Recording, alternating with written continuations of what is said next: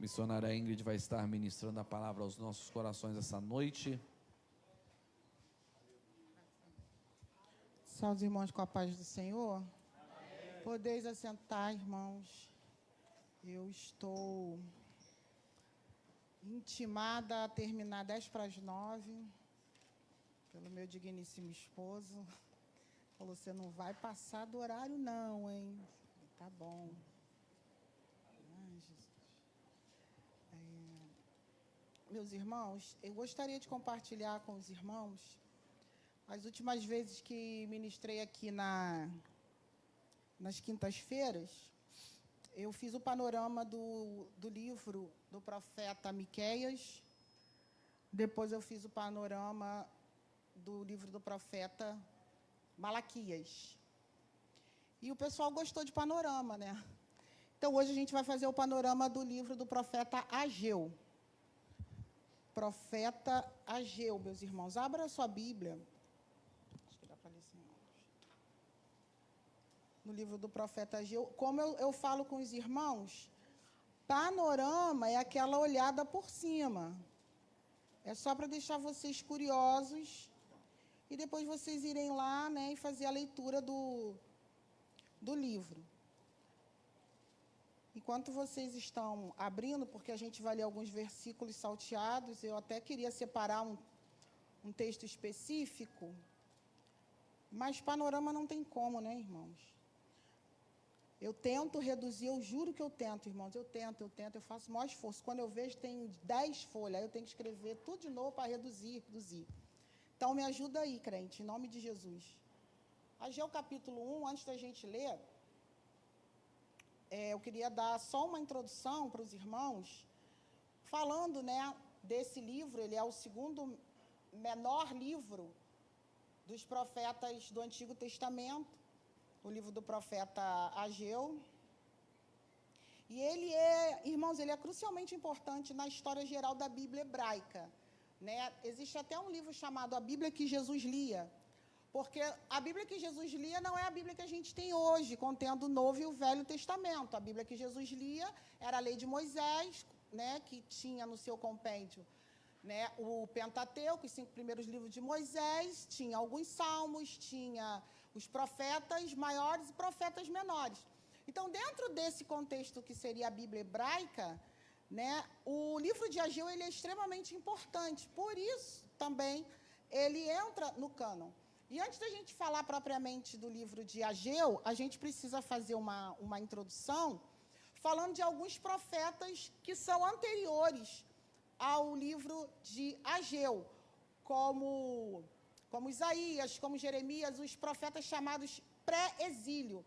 Porque durante muitos anos, Deus levanta profetas na nação de Israel, né, para repreender o povo acerca da idolatria. Se você ler o livro de Reis, o livro de Reis, eu costumo falar que ele é um livro extremamente irritante, porque muda o rei e é sempre a mesma história. E Israel voltou a fazer o que era mal aos olhos do Senhor. Aí muda um outro rei e o rei tal voltou a fazer o que era mal aos olhos do Senhor.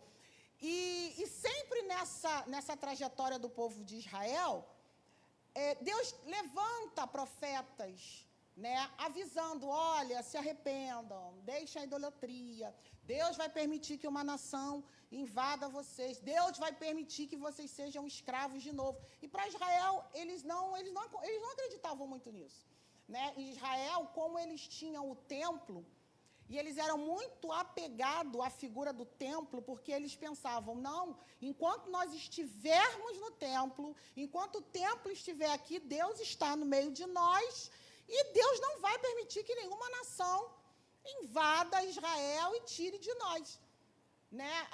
E nos leve cativeiro. Isso não existe. Eles se recusavam a acreditar nos avisos que Deus dava, até que Babilônia invade, destrói o templo, destrói Jerusalém. Vocês, né, já conhecem a história. Gente, essa água é minha, porque eu já vou começar. Glória a Deus. Os irmãos já me conhecem, né? Essa água aqui é só o primeiro tempo. Então, irmãos, por séculos, os profetas eles estavam, né, acusando Israel, né, lembrando, falando com eles da queda deles, da quebra da aliança que Deus tinha com eles, da idolatria, repreendendo eles pelas injustiças que eles estavam cometendo. Deus avisava a eles que iria destruir, e eles não acreditavam, até que finalmente a destruição vem por Babilônia, por Nabucodonosor, houve toda aquela destruição, vocês já conhecem toda a história. E o que vai acontecer agora? O livro do profeta Ageu, ele vai se dar no ano 520 a.C., e as suas profecias, elas têm datas específicas. Vocês vão ver quando a gente começar a ler, ele data, porque o ministério dele foi um ministério bem curto. Ele profetiza durante 4 meses. E ele vai dando a data. Por exemplo, aí está, em 29 de agosto do 2º ano do reinado de Dário. Ele vai dando a data específica, quando Deus dá a ele a mensagem e ele entrega. Então, ele vai se datar aí no ano de 520, né, antes de Cristo. E isso, meus irmãos, data mais ou menos 70 anos pós-exílio. Ou seja, eles ficaram 70 anos no exílio, e agora Deus levanta Ageu, 70 anos que eles estão já em Jerusalém. Já tem 70 anos que o povo já foi liberado para voltar.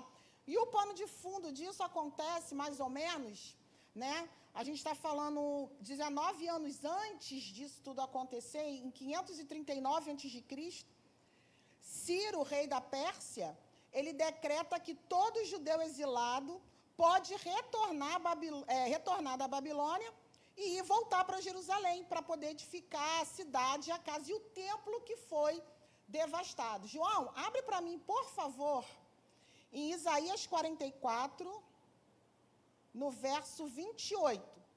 Perceba, irmãos, Deus avisa que a Babilônia vai destruir, Babilônia destrói, né? Agora, Ciro libera o povo, sendo que Ciro já é outro reino, é o rei persa. Babilônia cai, a Pérsia se levanta.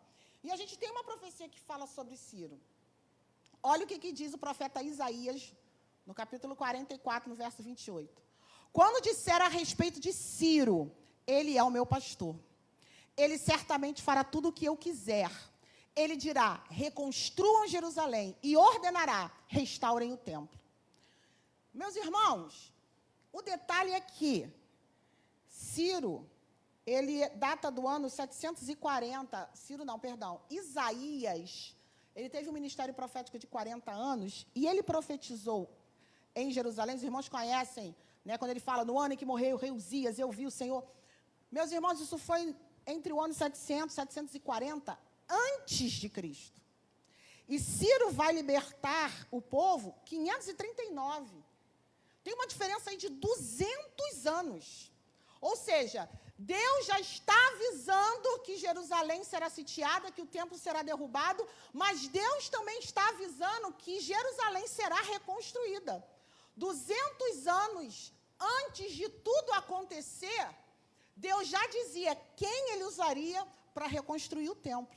Porque às vezes a gente lê a Bíblia e parece que passou 2 páginas, um tempinho. Não, a gente está falando aí de 2 séculos de diferença. Tanto é que alguns historiadores, né, vão dizer que eles acham esse pergaminho do profeta Isaías e levam para Ciro. E quando Ciro lê aquilo, ele diz assim, tragam esse profeta porque eu quero falar com ele. E eles dizem, não tem como, porque ele já morreu há mais de 200 anos. Então, Ciro, impactado com a profecia, né, é aí que a história, né, e os contos lá, alguns rabinos judaicos vão dizer que ele, impactado ao ler essa profecia, é que ele libera o povo. Isso é uma história extrabíblica, tá, irmãos? Isso aí é o que está na Bíblia. Mas a tradição judaica diz que quando ele lê o pergaminho, ele fala, esse Deus já me conhecia antes de eu nascer. Então, irmãos, a gente começa a entender que Deus está no comando da história o tempo inteiro. Nada acontece por acaso. Deus tem o controle de tudo nas suas mãos. Amém? Então, vamos lá. Quando ele faz, né, ele libera esse povo, e um dado interessante é que quando ele faz esse edito liberando o povo, ele faz naqueles... uns cilindros de pedra na época, né? Que eles chamam de cilindros cuneiformes e tal. E esse edito, irmãos, ele existe até hoje, e ele está guardado no Museu de História Britânica, como o edito do rei persa que liberou os judeus. Ou seja, a história extra-bíblica confirma também a história do relato das Escrituras. Esse edito está lá no museu, quem tiver a oportunidade de ir, está lá no Museu Britânico até hoje, no Museu de História Natural. Então, meus irmãos, continuando aqui, quando o povo é liberado, a gente sabe que tem a interferência dos samaritanos, vocês lembram, né, sobre a construção, quando Neemias vai construir os muros, quando tem aquele problema todo com os samaritanos, há uma interferência dos samaritanos na reconstrução. Acontecem várias situações em que as obras do templo e da cidade, elas são paralisadas. Né? No caso aqui, em 536 a.C., a cidade e o templo, elas permanecem em ruínas. Eles voltam, você imagina, está tudo destruído e começa a reconstrução, aí tem briga com o samaritano, então é muito difícil para você conseguir reerguer aquela cidade.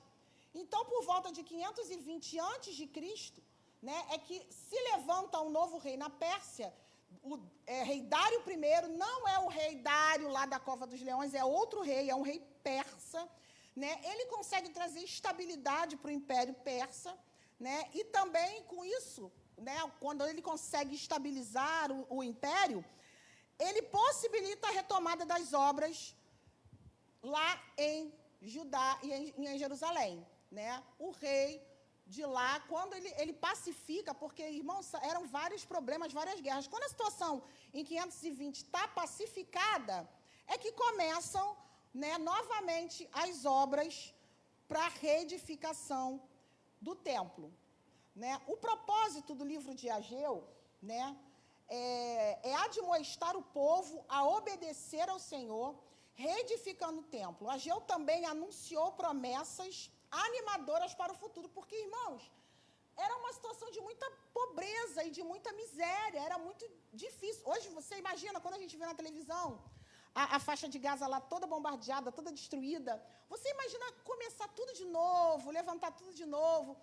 Era um sentimento de muita tristeza que permeava o povo. O povo estava muito desesperançoso, estava muito cansado.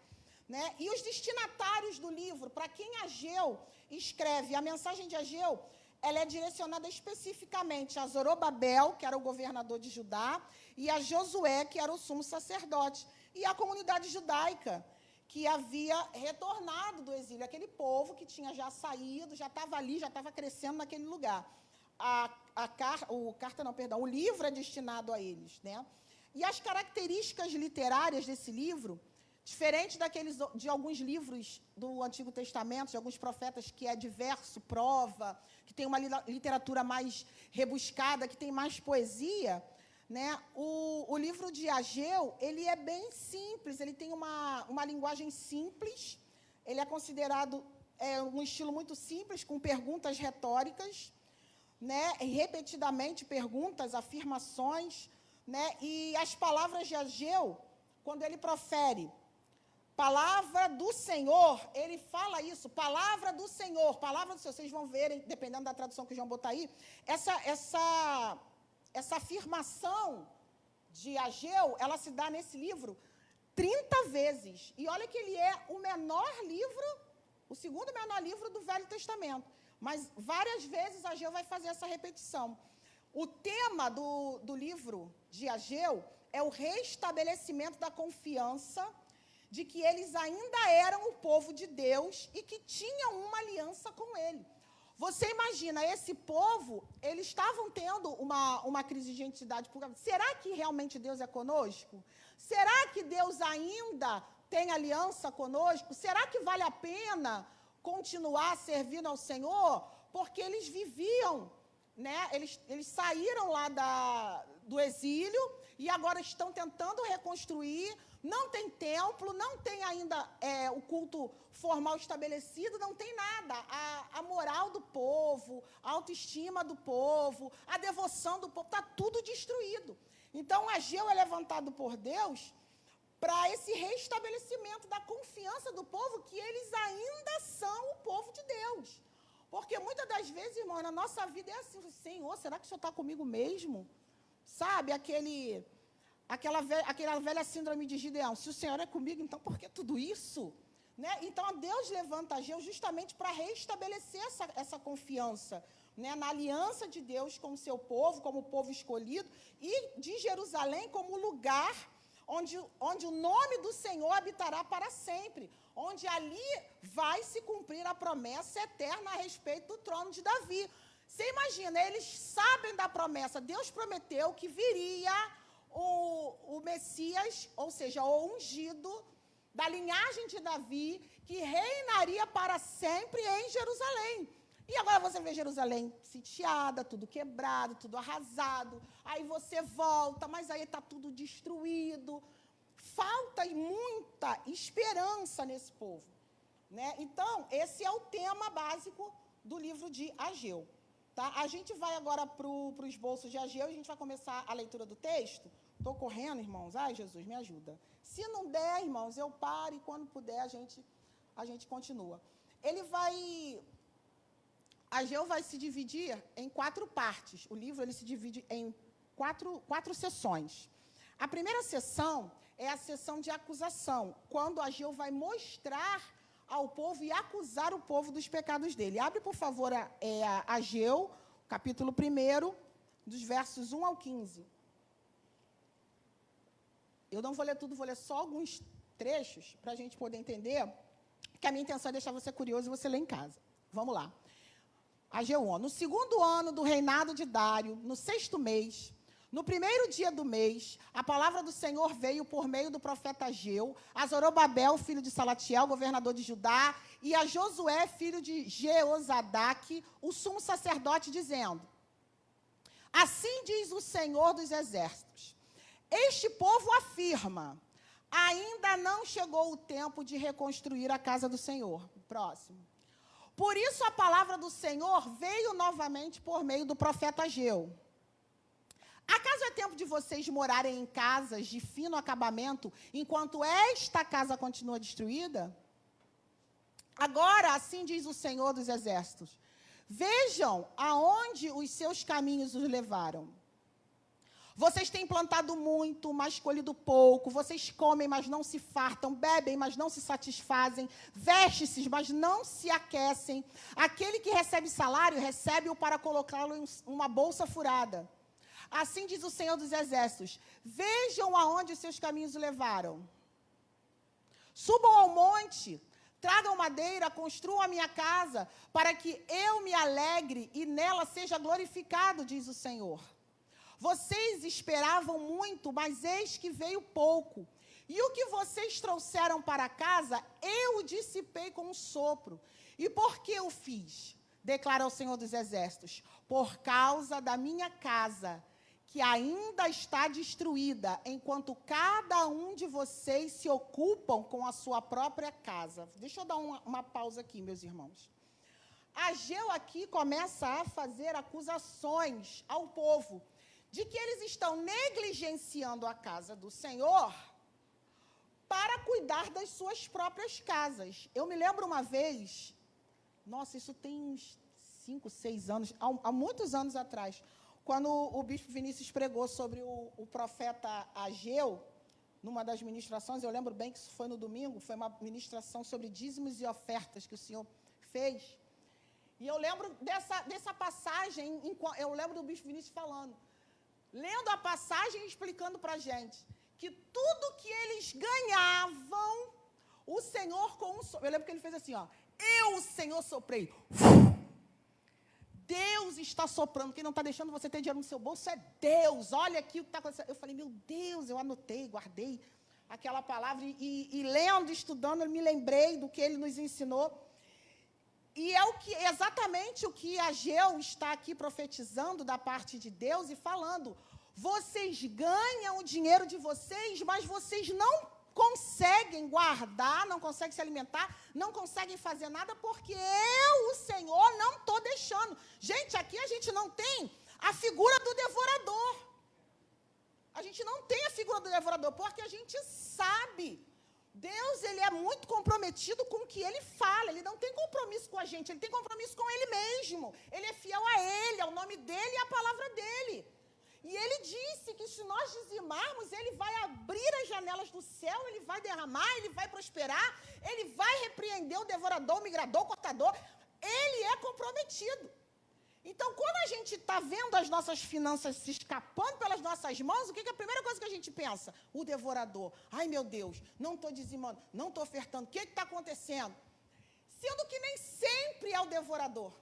Aqui a gente vê o próprio Deus falando, sou eu que não estou deixando você ter dinheiro. Sou eu que não estou deixando você prosperar. E por quê? E ele explica por quê. Porque vocês estão se preocupando com as suas casas e abandonando a minha casa. Vocês se preocupam em reformar, mais para frente vocês leiam em casa, que ele vai falar, vocês estão preocupando em ter casas luxuosas, enquanto a minha casa não é reformada. E é dentro desse contexto, é que ele vai falar, minha é a prata, meu é o ouro, diz o Senhor dos Exércitos. E a gente usa isso totalmente fora de contexto. Né?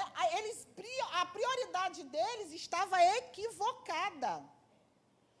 Eles estavam usando o tempo e o recurso deles só nas suas casas luxuosas, enquanto o templo estava em ruínas há 70 anos. Irmãos, eles já tinham voltado há 70 anos. Você imagina que essa nossa igreja aqui, você imagina que esse som é o mesmo som de 70 anos atrás. Como é que vocês iam estar me ouvindo? Só para a gente contemporaneizar, para a gente poder entender a falta de zelo, a falta de cuidado com a casa do Senhor, sabe? Com a obra do Senhor.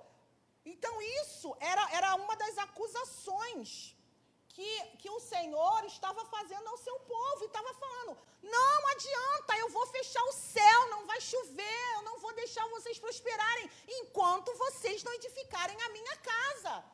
E da última vez que eu ministrei aqui, irmãos, lembra que eu falei? Que Deus é metódico, que Deus ele não pode negar-se a si mesmo, que Paulo falou toda a Escritura, ela é proveitosa para ensinar, para redarguir, para instruir, que você conhece o caráter de Deus através da sua Escritura, e aqui você começa a entender que Deus se preocupa com a casa dele, com a obra dele. E que se você não se colocar à disposição com fidelidade para cuidar da casa dele, ele vai começar a mexer na sua casa. Olha o que diz no verso... Bota o verso 11 para mim. Não, volta no 10, volta no 10. Volta no 10, ó. Por isso, por causa de vocês, o céu reteve o orvalho e a terra deixou de dar seu fruto. Próximo. Nos campos e nos montes, provoquei uma seca que atingiu o trigo, o vinho, o azeite, tudo mais que a terra produz, bem como os homens e o gado. O trabalho das mãos de vocês foi prejudicado. Ou seja, se você tratar a casa do Senhor de qualquer maneira, ele vai mexer lá na sua. Então, irmão, em nome de Jesus, bebeu água, leva o seu copo. A Carlinha dando glória. Tu bebeu água dentro da igreja, tira o teu copo daqui de dentro. Isso aqui não é outro lugar, senão a casa do Senhor. Não corte unha aqui dentro, aqui não é salão de manicure. Isso aqui é a casa do Senhor. Em nome de Jesus. Tenha reverência. Cuidado. Não coma alguma coisa, amassa o papelzinho e joga no chão ali debaixo do banco. Não colhe chiclete embaixo do banco, meus irmãos. Isso aqui é a casa do Senhor, amém? Posso ouvir um amém? Que glória, eu sei que eu não vou ouvir, aleluia. Então, meus irmãos, ele vem com essas perguntas retóricas, ó. Suas casas são mais importantes do que sua fidelidade a Deus?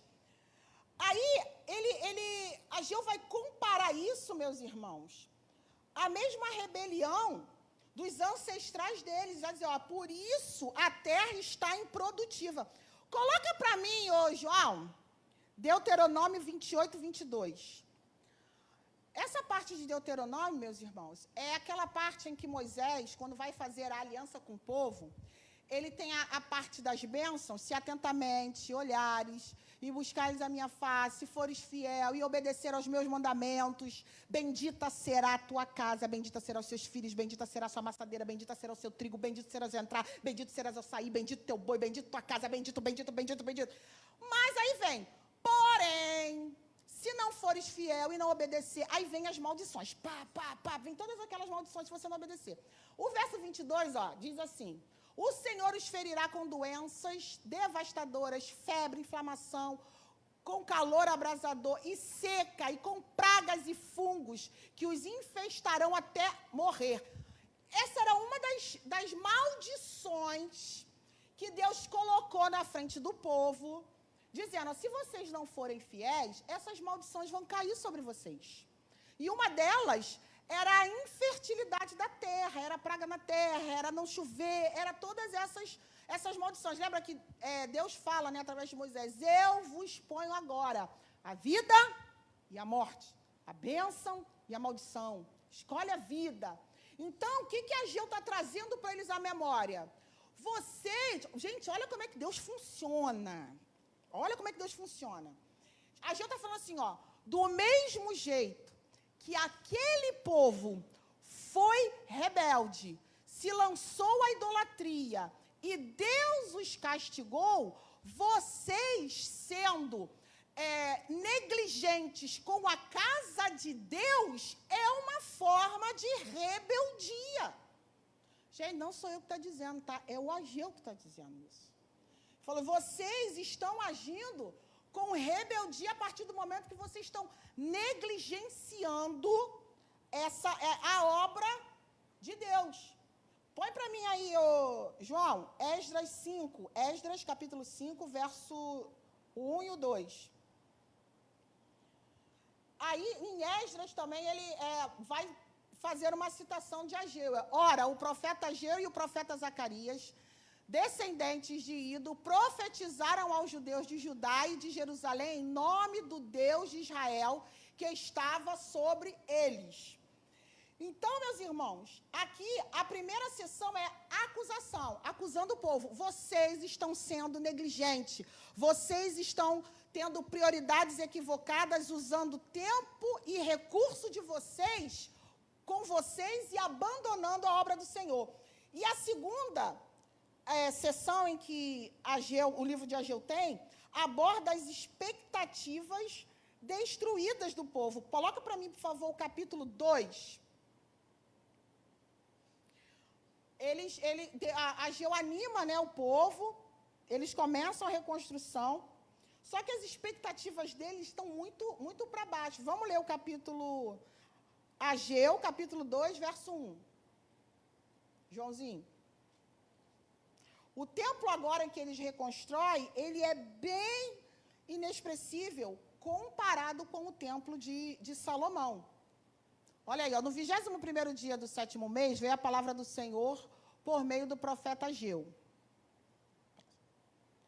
Pergunte o seguinte ao governador de Judá, Zorobabel, filho de Sealtiel, ao sumo sacerdote Josué, filho de Jeozadak, e ao restante do povo. Quem de vocês viu esta casa no seu primeiro esplendor? Comparado a ela, não é como nada o que vocês veem agora?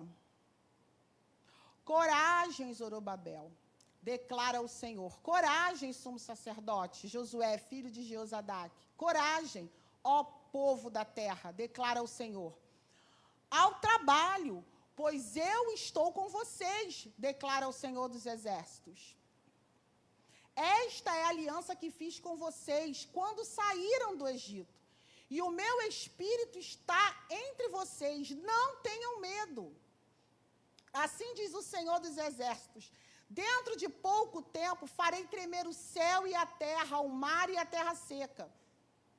Farei tremer todas as nações, eles virão para o desejado de todas as nações, e encherei este templo de glória, diz o Senhor dos Exércitos.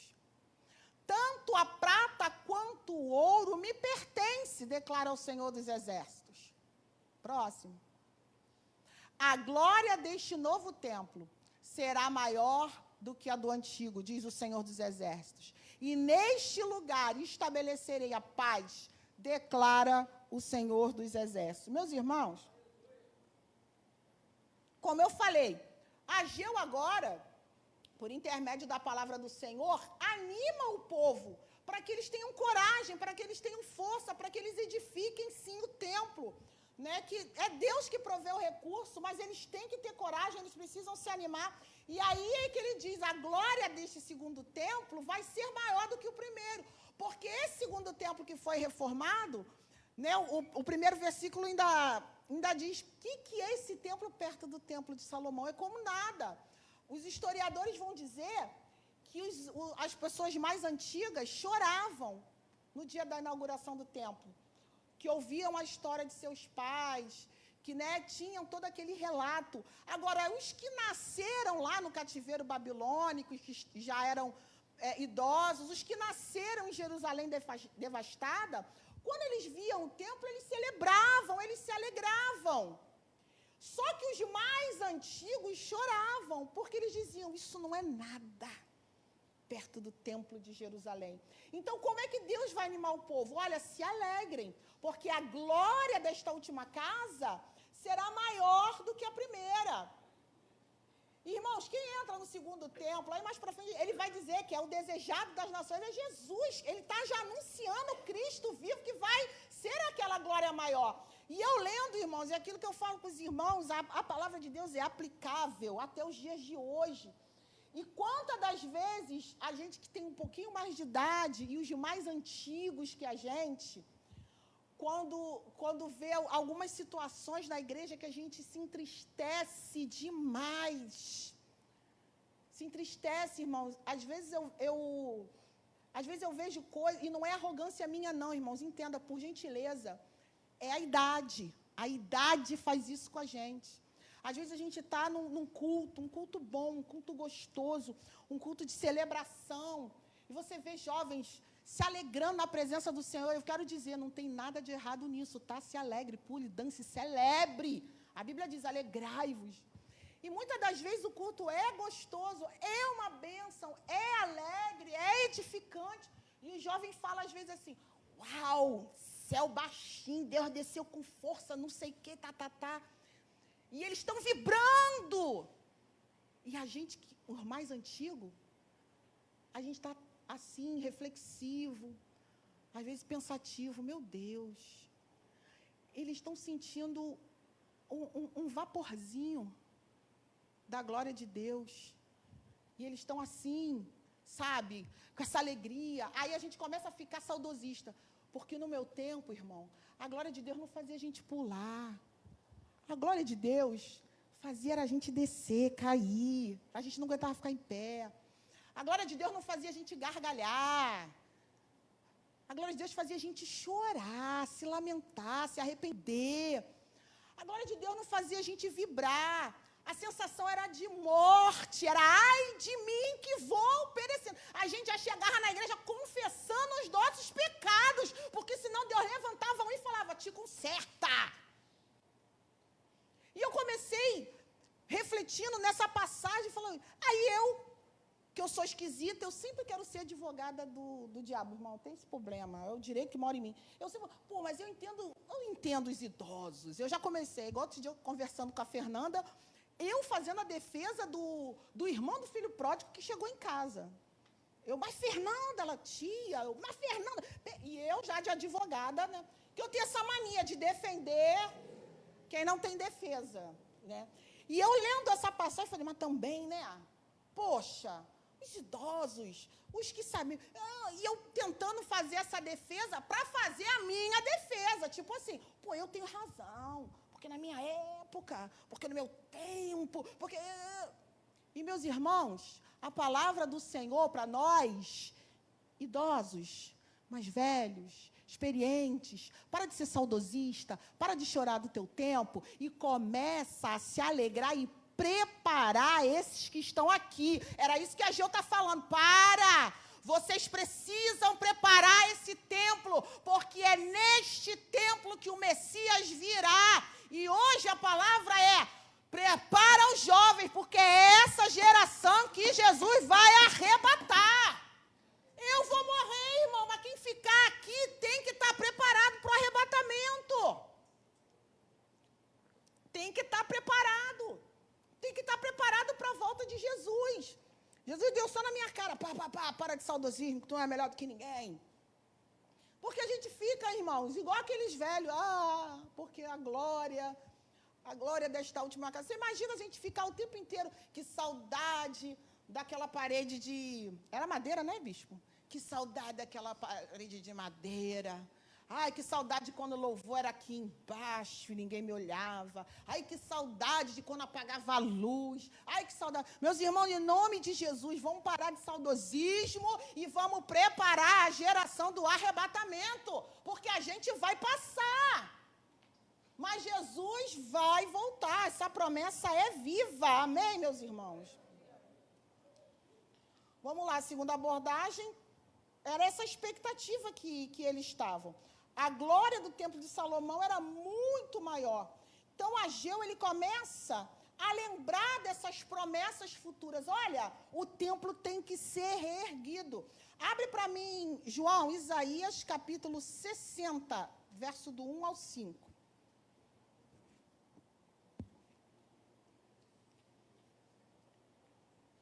Isaías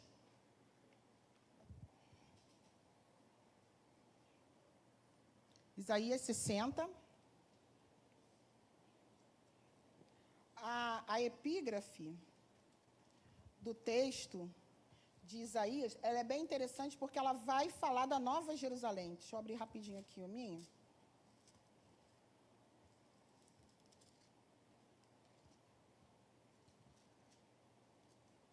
A epígrafe diz: a glória da Nova Jerusalém. Olha o que diz: levanta-se, refúgia, porque chegou a sua luz e a glória do Senhor raia sobre você. Próximo.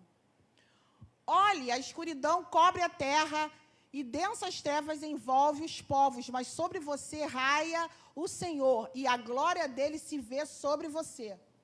As nações andarão à sua luz e os reis ao fulgor do seu alvorecer. Olhe ao redor e veja, todos se reúnem e vêm a você de longe, vêm os seus filhos e as suas filhas, vêm carregada nos braços. Próximo. Então você o verá, ficará radiante, o seu coração pulsará forte e se encherá de alegria, porque a riqueza dos mares será trazida a você e a você virão as riquezas das nações. Isaías, essa profecia, irmãos, ela é destinada a Jerusalém. Deus fará algo tão maravilhoso em Jerusalém que atrairá todas as nações. Coloca, por favor, o capítulo 62 de Isaías. Capítulo 62. Por amor a Sião não me calarei, e por amor a Jerusalém não me aquietarei, enquanto a sua justiça não resplandecer como a alvorada, e a sua salvação como as chamas de uma tocha. Próximo. As nações verão a sua justiça, e todos os reis a sua glória. Você será chamada por um novo nome que a boca do Senhor designará. Próximo. Será uma esplêndida coroa na mão do Senhor, um diadema real na palma da mão de Deus. Nunca mais a chamarão abandonada, nem a sua terra chamarão desamparada. Você, porém, será chamada Efizibá, e a sua terra Beular, pois o Senhor terá prazer em você, e a sua terra estará casada. Como o jovem se casa com a noiva, assim os seus filhos se casarão com você. Como o noivo se regozija com a noiva, assim o seu Deus se regozija com você. Ageu vai trazer à memória do povo essas profecias, dizendo: precisamos reconstruir o templo, precisamos edificar a cidade de Jerusalém, porque há promessas em Jerusalém. Basicamente, irmãos, o que Ageu está falando aqui? Vocês estão tendo a oportunidade de fazer parte do cumprimento de uma promessa gloriosa. O templo, ele desempenhava um papel fundamental no futuro, por isso Ageu, ele chama o povo para trabalhar com esperança, apesar das circunstâncias decepcionantes. Irmãos, não havia ânimo, não havia esperança, não havia, você imagina, são mais de 140 anos com tudo destruído, irmãos. 70 anos de cativeiro, tudo abandonado, já tem 70 anos que eles voltaram e eles não conseguem reconstruir nada. E Ageu vai trazer a eles a memória: precisamos reconstruir essa cidade, precisamos reconstruir esse templo, porque o Senhor prometeu que enviaria um rei e que a nossa cidade será luz para todas as nações da terra.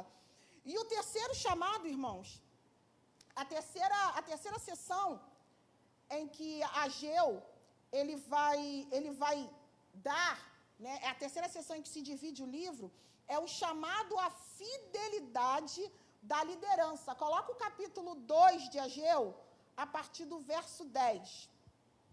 Levíticos, no capítulo 6, irmãos, depois vocês leem em casa, vai falar sobre o ritual de purificação, né? Quando Deus dá a lei a Moisés, existem vários rituais de purificação. Por exemplo, você não pode tocar no cadáver. Se tocar no cadáver, você vai ser impuro até tantas horas, até a tarde, até um dia. Aí você tinha que se lavar, se purificar. Se você tocasse no cadáver e você tocasse num vaso ou em algum instrumento, alguma coisa, aquele instrumento, aquilo que você tocou, por você estar impuro, aquilo também se tornaria impuro. Então, eles conheciam a lei e os rituais de purificação. E aqui, nessa terceira sessão, que ele vai fazer um chamado à fidelidade da liderança, ele vai justamente tocar nesse assunto que eles conheciam bem, que eram os rituais de purificação. Eles sabiam que ele não pode tocar nada impuro. Se eu toco alguma coisa impuro, não me purifico, e toco em alguma coisa, aquela outra coisa se torna impuro. Então, Ageu, ele vai falar a partir do verso 10. No 24º dia do 9º mês, no 2º ano do reinado de Dário, a palavra do Senhor veio ao profeta Ageu. Assim diz o Senhor dos Exércitos: faça aos sacerdotes a seguinte pergunta sobre a lei. Lembra que eu falei? São perguntas retóricas. Se alguém levar carne consagrada na borda das suas vestes, e com ela tocar em pão, ou em algo cozido, ou em vinho, ou em azeite, ou em qualquer comida, isso ficará consagrado? Os sacerdotes responderam: não. Em seguida, Ageu perguntou: se alguém ficar impuro por tocar em cadáver, e depois tocar em alguma dessas coisas, as coisas que ele acabou de citar ali, tá?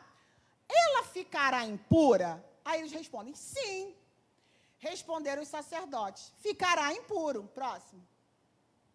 Então Ageu replicou: declara o Senhor, assim é este povo e esta nação diante de mim. Tudo o que fazem e tudo o que me oferecem é impuro. Agora prestem atenção. De hoje em diante, reconsiderem em que condições vocês viviam antes que se colocasse pedra sobre pedra no templo do Senhor. Quando alguém chegava a um monte de trigo, procurando 20 medidas, havia apenas 10. Quando alguém ia ao lagar para tirar 50 medidas, só encontrava 20. Próximo. Eu destruí todo o trabalho das mãos de vocês, com praga, com fungos e com granizo, mas vocês não se voltaram para mim, declara o Senhor. A partir de hoje, o 24º dia do 9º mês, atentem para o dia em que os fundamentos do templo do Senhor foram lançados. Reconsiderem. Ainda há alguma semente no celeiro, até hoje a videira, a figueira, a romeira e a oliveira não têm dado fruto, mas de hoje em diante abençoarei vocês. Irmãos, ele vai fazer essas perguntas para o povo. Se você toca alguma coisa impura, você fica impuro. Se você tocar em outra coisa, vai ficar impuro? Os sacerdotes falam, vai. Falam, é assim que vocês estão se comportando. Vocês estão fazendo a minha obra de forma impura. Se vocês não se consertarem, se vocês não se arrependerem dos pecados, porque eles foram chamados a reconstruir, não foram? Foram animados a fazerem a obra. Mas tinha gente que estava aí, irmão, com o coração assim, tem que ir, né? Tem que fazer, né? Senão vai ficar chamando a atenção. Não havia um arrependimento sincero. O que Deus está falando? Se você está impuro, essa obra que você está fazendo também está impura. Eu não vou receber esse sacrifício. Assim, o povo, eles estavam colocando as mãos para construir o templo, sem se humilhar, sem se afastar da impureza, sem se afastar da injustiça. Eles estavam fazendo as coisas com apatia. O que eles construíam, inclusive o templo, estava sendo considerado pelo Senhor impuro. Apenas com o verdadeiro arrependimento e a fidelidade à aliança, levarão a vinda do reino e a bênção de Deus. Era o que a Geu estava falando. Não adianta você vir, obrigado. Não adianta você vir, tem que vir. Aí vamos trazer para o dia de hoje. Se eu não for, o bispo vai ficar chamando atenção lá no grupo. Se eu não fizer. Era o que a Geu está falando aqui. Eu estou mostrando a vocês que vocês estão errados. Se arrependam dos seus pecados. Não vem fazer sem arrependimento. Você fazer as coisas para Deus sem ter se arrependido do seu pecado, é o que a Geu está falando. É a mesma coisa que tocar em algo impuro e fazer a obra de Deus e deixar aquilo que você fez impuro. Para Deus não vale de nada.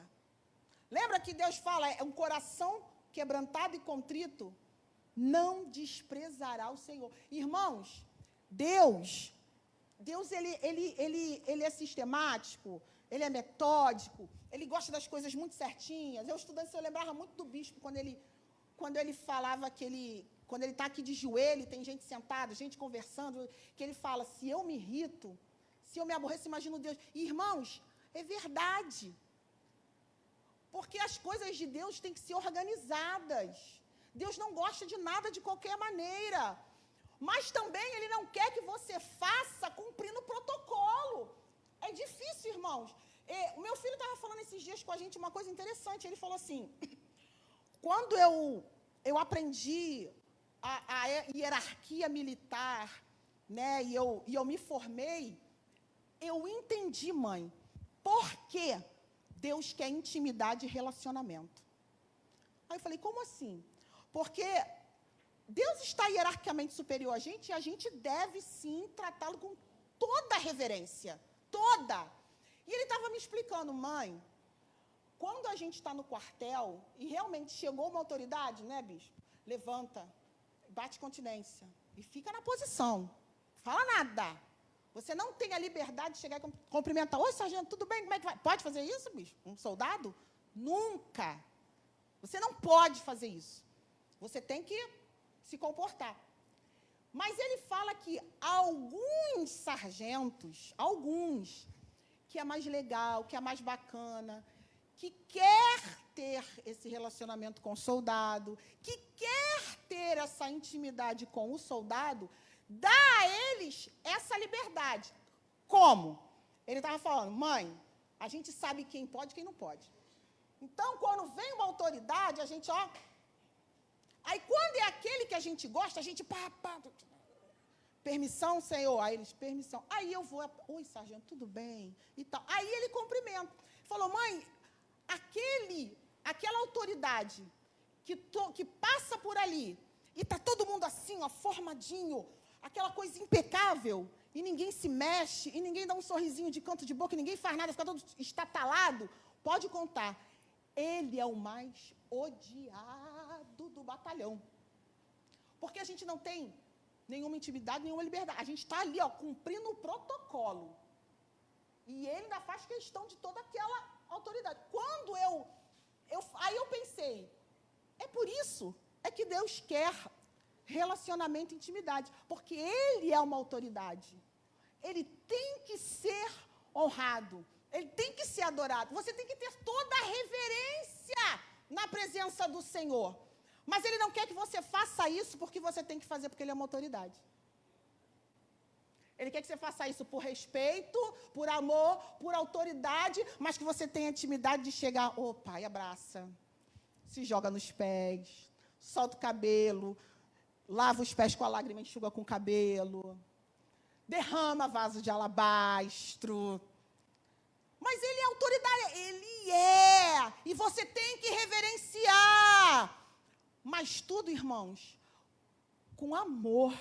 Se não for com amor, se não for com paixão, se não for com devoção sincera, é o que Ageu está falando aqui. Está impuro, foi contaminado, Deus está rejeitando. Se eu venho porque eu tenho que vir, porque eu estou na escala que o bispo vai brigar, foi contaminado, está impuro.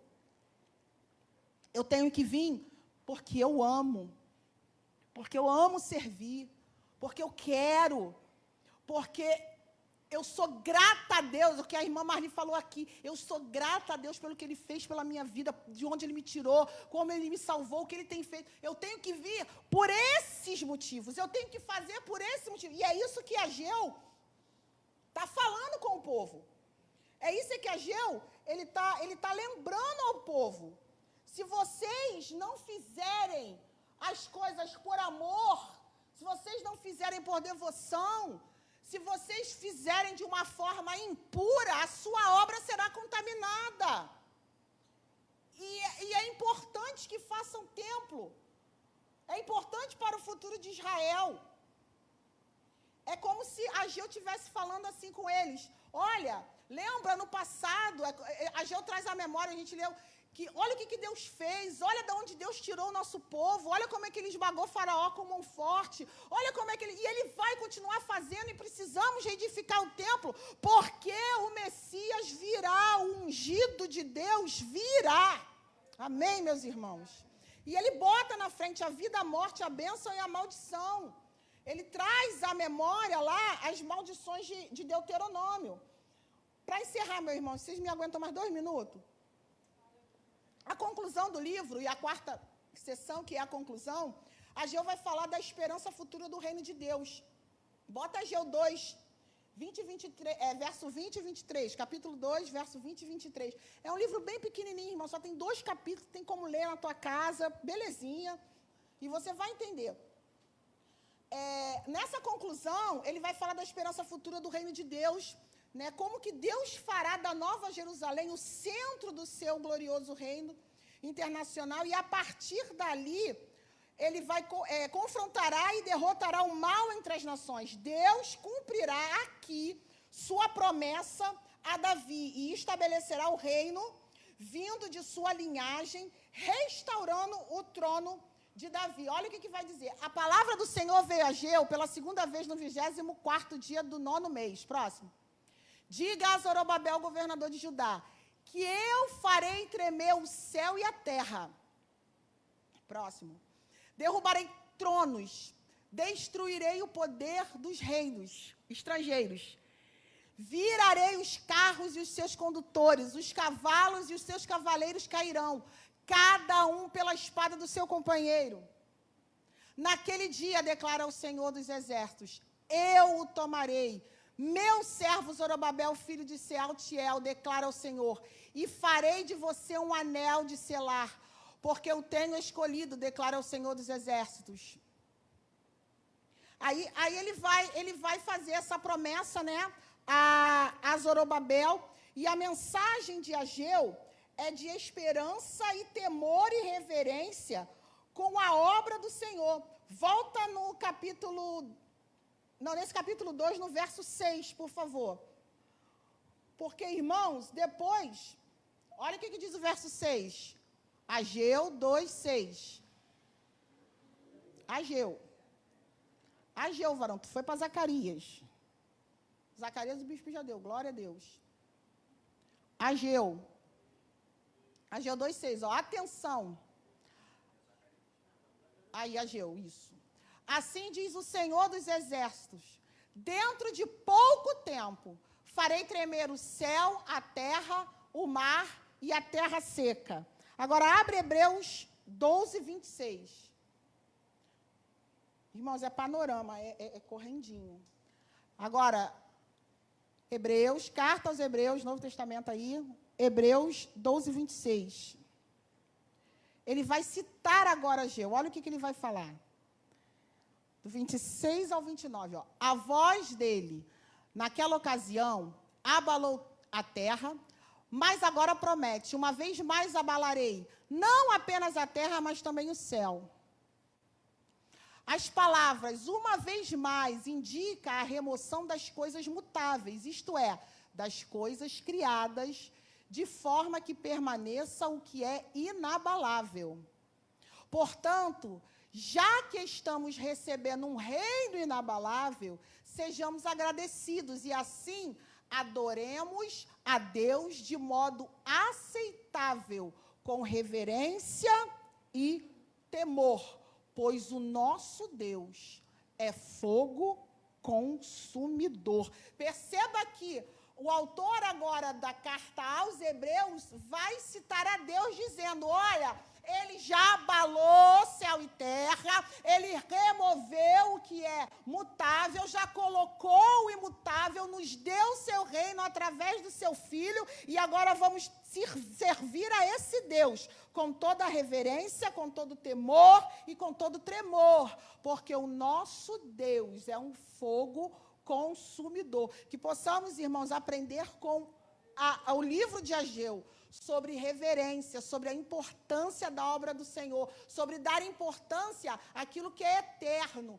não gastar todo o nosso tempo, a nossa saúde, nosso dinheiro e a nossa vida com aquilo que é passageiro, com as nossas finanças, com o nosso carro, com a nossa casa. Não que a gente não possa ter, irmãos, nós podemos, mas a gente não pode, em detrimento a isso, abandonar a obra do Senhor. Essa é a mensagem do livro de Ageu, e eu agradeço a minha oportunidade, em nome de Jesus. Aleluia. Louvado seja o Senhor. Certamente essa noite nós estaremos saindo daqui com muito mais conhecimento agregado do que nós tínhamos quando entramos, né? Vamos nos pôr de pé, meu irmão, que esta palavra ela possa nos levar a uma vida prática diante de todas essas lições que nós aprendemos, uma vida prática de relacionamento com Deus e relacionamento de qualidade, relacionamento eficiente, relacionamento que de fato nos edifica, relacionamento que de fato agrade a Deus, que nós possamos usar o exemplo desse momento histórico em que a nação de Israel viveu com o nosso Deus para aplicar isso nas nossas vidas também. Vamos orar, agradecer a missionária Ingrid pela palavra, certamente esforço de muitos momentos de reflexão, de estudo, que Deus continue abençoando cada vez mais e mais a sua serva. Meus irmãos, domingo pela manhã, nossa escola bíblica dominical normal, e à noite, às 18h30, o nosso culto de louvor e adoração ao nosso Deus. Amém? Senhor, nosso Deus e Pai, é bom estarmos aqui essa noite e podermos ouvir esta ministração da palavra que nos edifica, que nos agrega conhecimento, e que nós possamos ficar mais do que na teoria daquilo que nós ouvimos, que nós possamos aplicar isso à nossa vida prática de relacionamento contigo, a maneira como nós contemplamos, conhecemos e sabemos acerca de Deus, que isso possa de fato ser traduzido em uma mudança de comportamento, que nós possamos ser edificados a cada dia por aquilo que nós ouvimos e que isso possa ser refletido na nossa vida prática. Continua abençoando sua serva, a missionária Ingrid, sua família. Cuida de nós, livra-nos de todo mal. Continua a nos dar uma semana abençoada, o que nós te pedimos, Pai, e te agradecemos em nome de Jesus.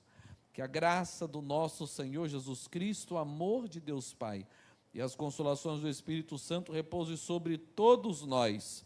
Todos juntos dizemos: amém. Eia! Subamos e possuamos a terra. Eia! Subamos e possuamos a terra. Eia! Subamos e possuamos a terra. Deus abençoe a todos. Aleluia.